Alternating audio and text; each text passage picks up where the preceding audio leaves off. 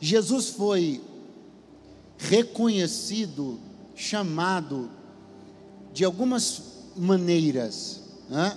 Por exemplo, a mulher samaritana falou para o Senhor Jesus: vejo que tu és profeta. E o Senhor Jesus era um profeta, sim ou não? Sim ou não? Era evidente também que Jesus tinha um ministério de milagres, um ministério de cura. Estava muito claro que ele era um homem que tinha uma chamada, um ministério de cura. Isso está claro para você nas Escrituras, sim ou não? Jesus também foi chamado de rabi, de mestre, e de fato ele o era, e está claro que ele era um rabi, que ele era um mestre, e eu poderia aqui continuar. Então Jesus foi reconhecido, foi chamado por algumas credenciais, e todas estas credenciais de fato tinham a ver com quem ele era, mas nenhuma credencial é mais poderosa, ou era mais poderosa do que esta: ser o Filho de Deus. Tanto que quando Jesus era chamado de profeta, alguém se incomodava. Quando Jesus era chamado de mestre, alguém se incomodava. Mas quando Jesus se apresentava como Filho de Deus, você percebe que era nessa hora que quem era entrar ao seu ministério mais se incomodava. Por que será? Porque essa reação contrária do mundo espiritual demonstra uma coisa: que esta credencial, qual credencial? A de ser filho, é a credencial mais poderosa e mais temida no mundo espiritual. Eu quero nesta noite trazer uma palavra ao seu coração que reforce, que traga vida, que traga a alegria, que traga o poder, que traga o entusiasmo para você de viver isso, a sua condição e credencial mais temida no mundo espiritual. Eu vim te lembrar que você é filho de Deus. Acha um filho de Deus perto de você e diga assim: você é filho, filho, filho, filho, filho, filho. Os filhos já podem começar a se manifestar esta noite. Você é filho. Aleluia. 2 eventos precederam o início do ministério de Jesus. Antes de Jesus começar o seu ministério, 2 eventos precederam isso. Primeiro foi o batismo no Rio Jordão. Foi anunciado aqui o batismo, né? Jesus não se batizou pelas mesmas razões que as pessoas vão se batizar no próximo batismo aqui. Ele também não se batizou pelas razões que eu me batizei. Não. Eu me batizei, nós nos batizamos e outros se batizarão para dar um testemunho, uma confissão pública de arrependimento dos nossos pecados. Jesus não se batizou por esta razão. Por uma razão simples, que ele não tinha pecado nenhum do qual se arrepender. Ele disse claramente para João: eu estou aqui para cumprir todas as coisas. Mas o batismo de Jesus foi um batismo que não tinha como ser normal. É um batismo cercado de glória, cercado de manifestação, cercado de presença. Um batismo cercado da essência da teologia da Trindade. Porque no batismo de Jesus, as 3 pessoas da Trindade estavam presentes como pessoas distintas, em ações distintas. A pessoa do Filho estava na água para ser batizado, a pessoa do Espírito desce do céu em forma corpórea de pomba, e a pessoa do Pai se manifesta através de uma voz que vem do céu e é ouvida na terra dizendo: este é o meu Filho amado, em quem me comprazo. Então no batismo de Jesus estão o Pai, o Filho e o Espírito Santo como pessoas distintas, agindo distintamente para o mesmo propósito e para o louvor e glória do mesmo nome. Deus seja louvado. Então nesse batismo, quando Jesus sai das águas batismais, ele sai debaixo de uma palavra que foi ouvida por ele e por todos os que estavam ali. Eu queria que você repetisse após mim quais foram estas palavras.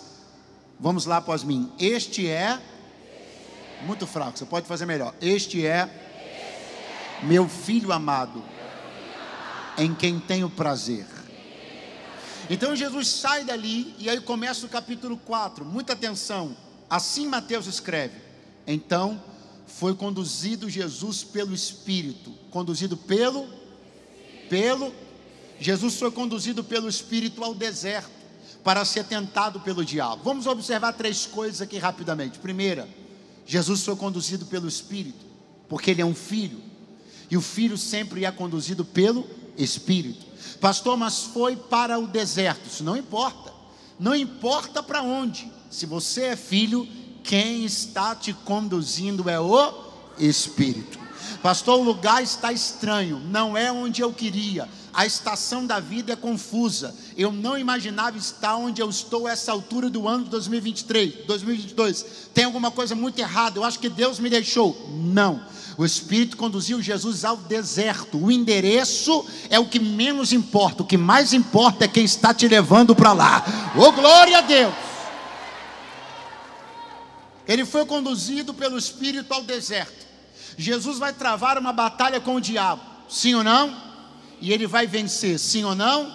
Mas o palco dessa vitória foi cuidadosamente escolhido. Se Jesus tivesse vencido o diabo em qualquer outro lugar, teria sido uma vitória maravilhosa. Vencer a tentação do diabo em qualquer outro lugar, uma vitória maravilhosa. Mas sendo no deserto, uma vitória ainda mais especial. Por quê? Porque foi exatamente neste cenário, estou me referindo ao deserto, que o povo de Israel pereceu no Velho Testamento. Então, até então, para mim, o deserto na Bíblia me chama e atrela uma referência imediata à derrota de Israel, a derrota daqueles filhos de Abraão. Só que o que está acontecendo através do Evangelho? O que aconteceu comigo? O que aconteceu com você? Nós somos o novo Israel de Deus, sim ou não? Porque somos filhos de Abraão, de sangue não, só pela fé. Mas nós somos o novo Israel de Deus, porque nós somos filhos de Deus, porque nós nascemos em Cristo e por Cristo. Então é por causa dele, é através dele que esse novo Israel está sendo levantado. Então veja como é que Deus cuidadosamente tratou de tudo isso. Se eu vou levantar um novo Israel, eu preciso dar a esse novo Israel um novo referencial. O antigo Israel perdeu no deserto. Eu preciso que esse novo Israel acredite que pode vencer no deserto. Como eu vou fazer isso? Eu vou pegar o que eu tenho de mais precioso, meu filho, e vou introduzi-lo no cenário para que ele vença lá. Porque aí quem olhar para a vitória dele vai saber: se ele venceu, eu posso vencer também. Aleluia! Talvez você diga: eu duvido da vitória. E aí você explica: eu duvido que possa vencer, pastor, porque eu olho para a minha família e eles perderam. Aí você diz: eu duvido que possa prosperar. Por que você duvida? Porque eu olho para a minha família, eles não conseguiram, então eu desisto. Então o que você acha de tirar os seus olhos destas referências e colocar o seu olhar na maior de todas as referências que você tem, olhando para ele, autor e consumador da nossa fé? Eu tenho uma palavra de Deus para te entregar. Você pode não ter uma única referência humana na qual se espelhar. Você pode vir de uma família de moral duvidosa, espiritualidade conturbada, desestruturada, problemática, mas você não tem desculpa. Por quê? Porque Jesus venceu para você poder vencer também. Aleluia! Glória a Deus. Então foi conduzido Jesus pelo Espírito ao deserto para ser tentado pelo diabo. O diabo vai tentar. A Bíblia é clara em dizer que Deus não tenta ninguém. Essa obra não é proveniente do caráter de Deus. Deus não tenta, Deus prova. Atenção, porque provação e tentação podem se parecer em algum momento do processo, mas elas são completamente diferentes. Sobretudo porque a fonte delas é diferente. A fonte da tentação é o diabo, a fonte da provação é Deus. Mas não é só essa a diferença. A expectativa é diferente, porque o diabo tenta para te derrubar, Deus te prova para você ser aperfeiçoado. Jesus então é conduzido pelo Espírito ao deserto para ser tentado pelo diabo. E diz Mateus: tendo jejuado 40 dias e 40 noites, teve fome. Quantos dias? Horrível. Você ficou com medo de eu propor um jejum de 40 dias, né? Nem respondeu. Quantos dias? Quantos dias? Jesus jejua 40 dias e 40 noites e tem fome. Compreenda bem, Mateus não está dizendo que Jesus teve fome pela primeira vez depois de 40 dias, porque isso seria impossível, a não ser que ele tivesse feito uma redução de estômago antes de entrar, e ainda assim ia ser difícil. Jesus não tinha um organismo privilegiado, ele não tinha um estômago diminuído, ele não tinha uma fisiologia preparada para poder sofrer menos, para poder aguentar mais jejum. Não, toda a fisiologia do corpo de Jesus era exatamente igual a minha e a sua. Ele foi completamente experimentado em todos os níveis de um ser humano qualquer, do ser humano comum. Quem me ouve, diga amém. Então atenção, porque o que Mateus está dizendo é que ele tem fome no 40º, mas obviamente ele teve fome em outros tantos momentos, no 8º, no 15º, no 20º, no 28º, mas ele não cedeu, porque ele tinha um propósito. Por favor, pergunta para alguém perto de você: você tem um propósito? Muito fraco, pergunte para ele: você tem um propósito? Alguém está perguntando: por que Jesus permanece 40 dias em jejum? Porque tem um propósito, e o propósito não são 10 dias, então não vai quebrar com 10. O propósito não são 20 dias, então não vai quebrar com 20. O propósito são 40. Se você não tem um propósito a seguir, você não tem nada. Se você não tem uma decisão tomada, você não tem nada. Ah, pastor, mas eu não tenho força. Tem sim.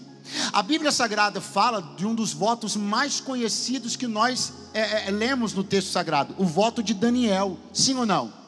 Agora, em algum momento da Bíblia você leu que um anjo foi até Daniel e deu a ele uma capacidade ou uma força diferente, ou mesmo que Deus tenha mandado Daniel fazer um voto de se abster dos manjares do rei? Não. A Bíblia diz exatamente assim: então Daniel assentou no seu coração. A Bíblia está dizendo: Daniel tinha a capacidade de decidir uma coisa e levar esta coisa até o fim. Eu vim dizer para você que é mentira do teu adversário que você não consegue. Você consegue sim. Você tem vivido uma vida de altos e baixos, se entregue a paixões, você tem cedido a tentações frequentes, tem caído nos mesmos laços. O inimigo não está precisando nem de criatividade, porque você cai sempre na mesma arapuca, porque você duvida da sua própria capacidade de levar-se a sério e levar o evangelho a sério também. Mas eu vim de Deus aqui com uma palavra: ei, assenta no teu coração levar o propósito de servir a Deus até o fim.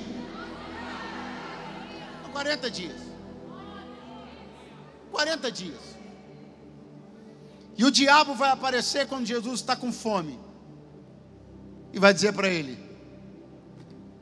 se tu és o Filho de Deus, manda que estas pedras se transformem em pães. Se tu és o Filho de Deus, eu quero que você grife no teu coração, e se quiser grifar, grifa na Bíblia: se. A primeira palavra da fala do diabo para com Jesus é essa: se. Se você pegar a palavra se e colocá-la numa frase, não importa onde, você pode colocar no início, você pode colocar no meio, você pode colocar no fim. Você vai pegar toda a frase e subordinar ela a um caráter impreciso, inexato, duvidoso. Você pode vir construindo um texto, uma história, uma frase, uma fala, uma narrativa, com tudo muito bem feita. Daqui a pouco você vai e coloca a palavra se, você desequilibra tudo. Preste atenção como é que o diabo começou a fala dele com Jesus: se tu és o Filho de Deus. Eu quero que você compreenda que essa história é muito rica, leia depois, porque o diabo vai levar Jesus até o pináculo do templo e vai tentá-lo a se jogar de lá. O diabo vai levar Jesus a montes altos e tentá-lo a adorá-lo para poder ser dominador sobre os povos e reinos da terra. Mas antes de que ele tenha tirado os pés de Jesus dali, antes que ele tenha se dado o trabalho de tentar Jesus, levando para cá ou para lá, a primeira grande batalha se deu sem que eles saíssem do lugar. A primeira grande batalha se deu no campo mais disputado do universo, a mente. A palavra do inimigo foi: se tu és. O que ele está dizendo é: eu não acredito que você seja, eu duvido do que você seja. Agora preste atenção, porque eu disse para você e vou repetir com todo o gosto do mundo, que quando Jesus estava nas águas batismais, uma voz, alguém está acordando, uma voz foi ouvida do céu falando com Jesus, e a voz disse assim: este é o meu filho amado.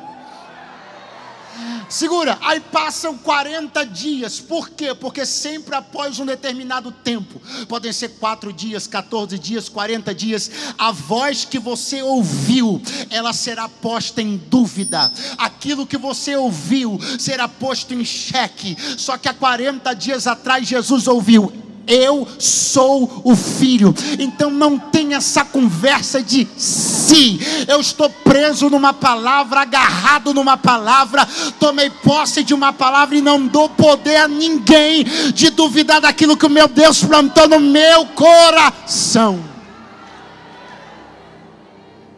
Pastor, qual é o duelo que está acontecendo em Mateus 4? O duelo é entre o é de Deus e o si do diabo. É Deus dizendo: é meu filho, e o diabo dizendo: se tu és o filho.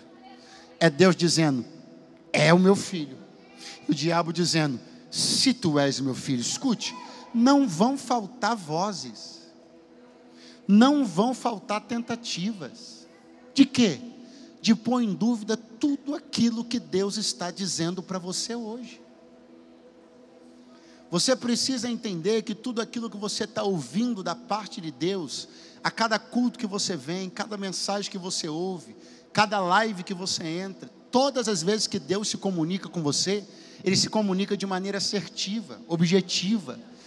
E aí o que o inimigo vem? Tentando ensaboar o terreno da tua vida, para você poder andar vacilante, cheio de caraminholas, cheio de dúvidas, cheio de sis, cheio de serás. Mas só que essa noite Deus me trouxe aqui para te dizer: decida com qual palavra você vai para casa hoje. Decida o que você vai levar para casa hoje.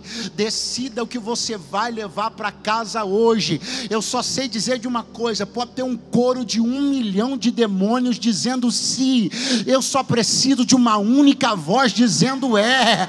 Ou quem pode levantar as mãos e glorificar ao nome do Senhor? Se tu és o Filho de Deus, se tu és o Filho de Deus, eu não acredito que tu sejas, mas se tu és, vai por esse caminho e me prova. Eu fico pensando, a petulância do inimigo, ele é quem duvida, e ele ainda quer que Jesus prove. E ele ainda quer que Jesus prove através de um método que ele mesmo cria. Eu fico pensando, e aí a primeira coisa que eu preciso dizer para você, e eu penso que vou fazer um favor não, eu vou te abençoar, eu vou arrancar uma bigorna de cima do seu ombro hoje. O que você está falando, pregador? Você não precisa provar nada. Nada. Nada. Nada. Nada. Quem te disse que você tem que provar alguma coisa? Como é que é essa história de o inimigo estar encurralando você e te constrangendo a provar que você é filho, que você tem promessa, que você mudou, que você está transformado? Por que você tem que se permitir ser acuado pelas pessoas, questionado pelas pessoas? Pastor, mas elas não acreditam. Então a lição bíblica já foi dada: pelos frutos os conhecereis.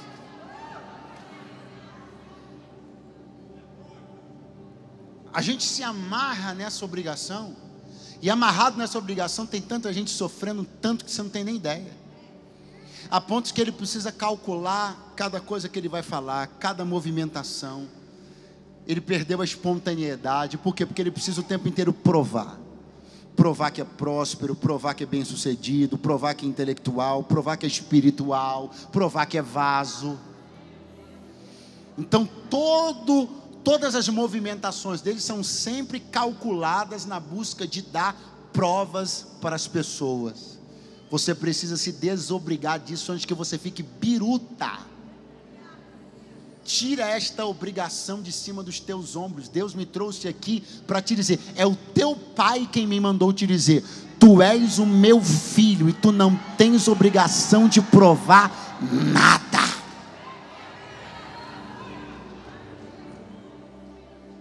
Por que Jesus disse, pelos seus frutos conhecereis? Porque o fruto é uma produção da árvore, sim ou não? E de que caráter? Espontâneo. Então, a prova está na espontaneidade. Se ensaiar, não é fruto, o fruto é espontâneo. Se planejar, se coreografar, não é fruto, o fruto é espontâneo. Então veja, o diabo está dizendo, se tu és o Filho de Deus, manda que estas pedras se transformem em pães. O método através do qual eu idealizei para você me provar que você é filho é esse. Está vendo essa pedra? Transforme-a em pães. Eu peço que você redobre a sua atenção, já estamos na fase final, redobre sua atenção. Porque algumas coisas aqui precisam ser entendidas e elas não são por acaso. Nós temos alguns elementos no deserto, seguramente. Por exemplo, seguramente nós temos areia, sim ou não? Sim ou não? Mas o inimigo não disse, transforme esta areia em pão. Nós temos ali no deserto, muito provavelmente, algum tipo de vegetação, cacto, sei lá, um galho seco, algum tipo de vegetação, ou viva, ou morta, alguma coisa. Mas o diabo não disse, transforma este galho em pão. Não disse.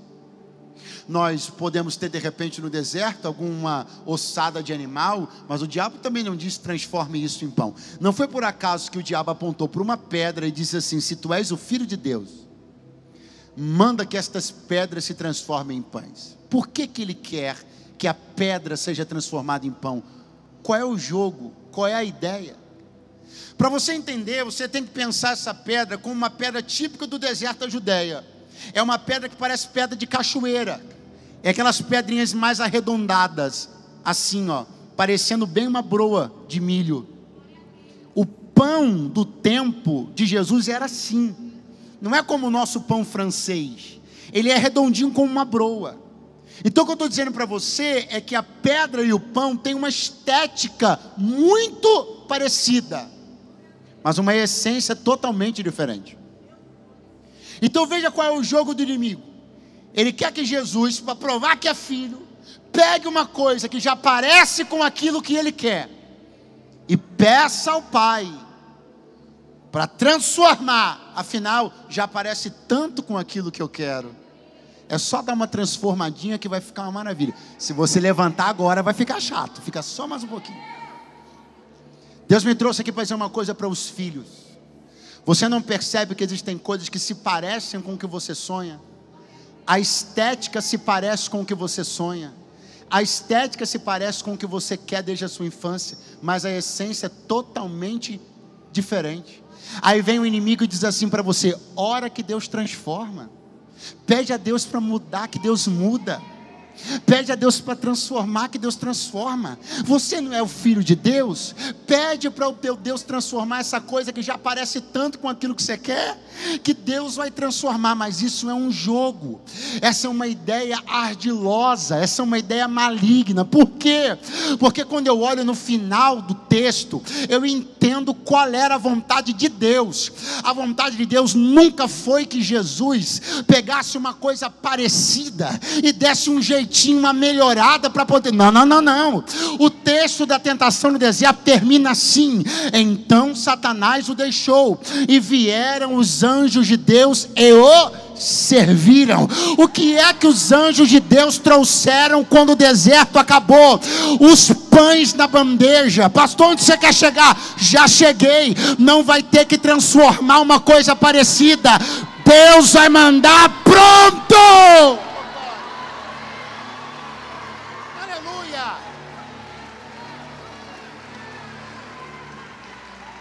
Olha para alguém do seu lado e diga assim: você é filho. Muito fraco, diga: você é filho. E é por isso que você não precisa transformar nada, porque o teu pai vai mandar pronto. Pronta. Tem 5 pessoas crendo. Pronto. Aumentou para 15. Pronto. Pronto. Teu pai vai mandar pronto. Deus me trouxe aqui para dizer uma coisa muito séria para alguém. Você não precisa entrar nessa guerra. Eu estou preparando uma coisa pronta e você está prestes... Escuta. Estou preparando uma coisa pronta e você está prestes a entrar numa batalha para transformar alguém ou algo que se parece.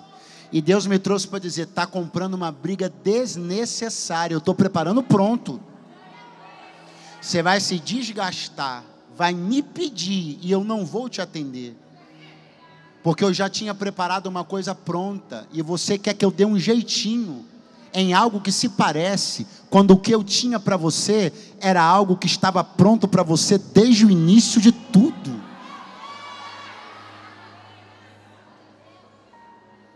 Pastor, mas é porque a pedra já está aí, né? Eu olho para ela, ela olha para mim. E aí eu penso, se der uma arrumada, aleluia. Essa aqui é a grande questão. Essa pedra é do deserto. Ela é É por isso que ela não serve para ser teu pão. Porque ela é E você? Não, você só está no deserto. Então, se você é um passageiro no deserto, você não pode fazer aliança com os residentes do deserto. Tudo que teu adversário quer é que você se precipite agora e vá lá numa coisa que parece, que talvez funciona. Talvez dá certo. Vou orar, Deus me ajuda. Vou aqui mesmo. Melhor isso aqui do que nada. Porque daqui a pouco o deserto acaba. Daqui a pouco o deserto passa. Diga comigo, daqui a pouco o deserto passa. Mas as decisões que você tomou dentro dele, você leva para fora. Existem muitas pessoas que já saíram do deserto, mas ainda estão vivendo como se estivessem lá, porque elas tomaram decisões precipitadas lá dentro e arrastaram o deserto para fora junto com elas. Então não se precipita agora, porque Deus me trouxe aqui para te dizer, eu estou preparando uma coisa boa. Estou preparando uma coisa pronta.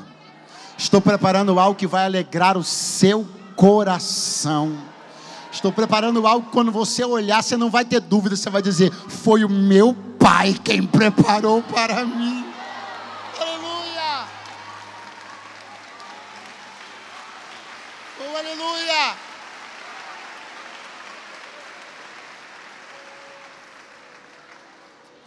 Pastor, eu preciso de uma prova final para entender tudo isso como algo que tem que ser assim, que eu tenho que lidar assim, que eu tenho que crer assim, que Jesus agiu assim, por causa de tudo que o senhor está falando aí. Você quer uma última prova? Ok. Quando o deserto passou, passaram-se alguns dias, semanas ou meses, não sei exatamente, no ministério de Jesus. E houve um dia que Jesus estava olhando assim para muitos homens. Quem me ouve, diga amém. Estou encerrando. E Jesus olha para aqueles homens, todos eles chefes de família, todos eles pais de filhos. E Jesus diz assim, quem dentre vós,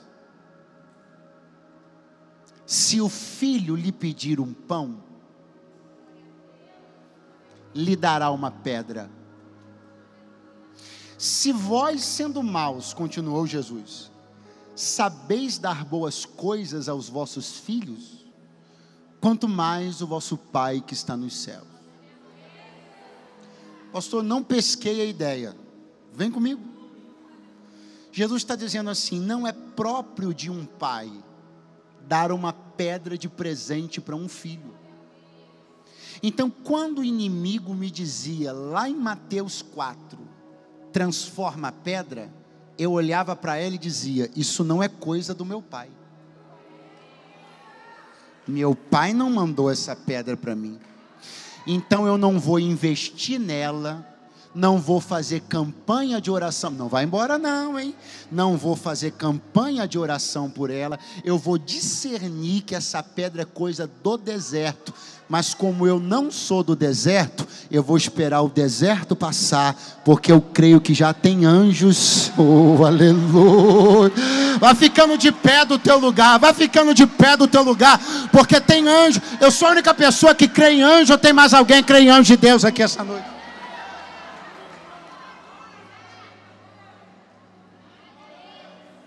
Os anjos são seres espirituais e bíblicos. Eles estiveram presentes algumas vezes no ministério de Jesus, e essa é uma delas. Quando a Bíblia diz que eles vieram para fazer aquilo que a Bíblia diz que é papel deles: servir, ministrar em favor daqueles que são de Deus. Eu quero que você creia em algo aqui. Quero que você creia que o Senhor está enviando os seus anjos.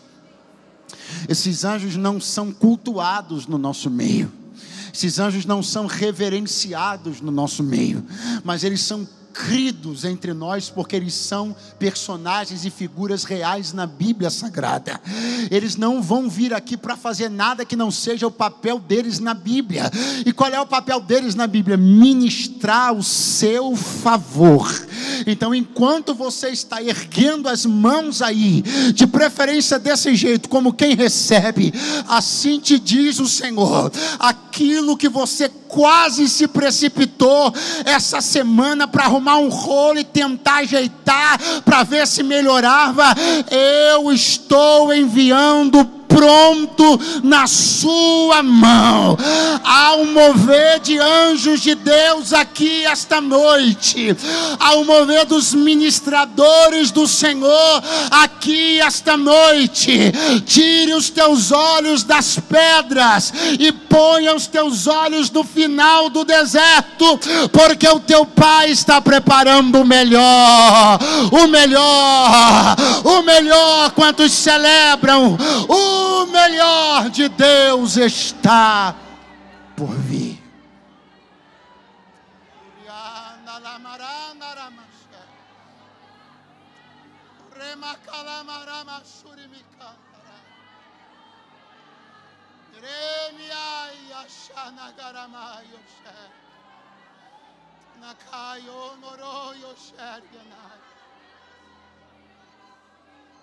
Segure bem forte a mão de alguém do seu lado agora. O Espírito de Deus. Espírito de Deus. Aperta um pouquinho a mão dele, olhe para ele e diga: aguenta só mais um pouquinho. Diga para ele: não se precipite agora. Não pegue estas pedras agora, porque o deserto vai passar, e no final dele uma surpresa de Deus te aguarda. Aguenta só mais um pouquinho, enquanto você vai glorificando a Deus. O espírito de resistência, de força e de ousadia está vindo sobre a tua vida agora. Você pensou que não ia suportar, mas o Senhor te diz: você vai suportar. Você pensou que não ia aguentar, mas o Senhor te diz: tu vais aguentar, porque tu és meu filho, meu filho, meu filho.